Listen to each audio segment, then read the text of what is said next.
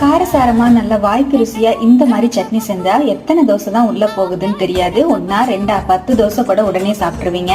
Mixie ஜார்ல ஒரு கையளவுக்கு சின்ன வெங்காயத்தை சேர்த்துட்டு 12 பல்லு பூண்டு, அதோடவே 7 வரமிளகா, சின்னதா ஒரு அரை நெல்லிக்காய் சைஸ் அளவுக்கு புளி சேர்த்துட்டு 3 தக்காளி பழத்தை கட் பண்ணி சேர்த்துக்கலாம். 1 டீஸ்பூன் போல கல்லுப்பு சேர்த்து நல்லா நைஸா அரைச்சி எடுத்து வச்சுக்குவோம். தண்ணி எதுவும் சேர்த்த வேண்டாம். தாளிப்புக்காக அடுப்புல கடாய் வச்சு 1 டேபிள் ஸ்பூன் ஆயில் சேர்த்துட்டு கடுகு உளுந்து 1 டீஸ்பூன், 1 டேபிள் ஸ்பூன் போல கடலைப்பருப்பையும் சேர்த்து 1 கொத்து கருவேப்பிலையும் சேர்த்து நல்லா பொரிஞ்சதுக்கு அப்புறமா நம்ம அரைச்ச சட்னியையும் சேர்த்துட்டு ஒரு 5 நிமிஷம் ஸ்லோ ஃப்ளேம்லயே வச்சு நல்லா வதக்கி விட்டுட்டு எடுத்து தோசையோ இல்ல இட்லியோ வச்சு சாப்பிட்டீங்கன்னா எவ்வளவு தோசை உள்ள போகுதுன்னே தெரியாது. கண்டிப்பா இந்த மாதிரி ஒரு சட்னியை ட்ரை பண்ணி பாருங்க. ரொம்ப ஈஸி, பிகினர்ஸ் கூட ட்ரை பண்ணலாம். ரொம்ப டேஸ்டியான இந்த சட்னியை ட்ரை பண்ணி பார்த்துட்டு எப்படி வந்ததுன்னு மறக்காம கமெண்ட்லயும் ஷேர் பண்ணுங்க. நம்ம பேஜையும் ஃபாலோ பண்ணிக்கோங்க. தேங்க்யூ.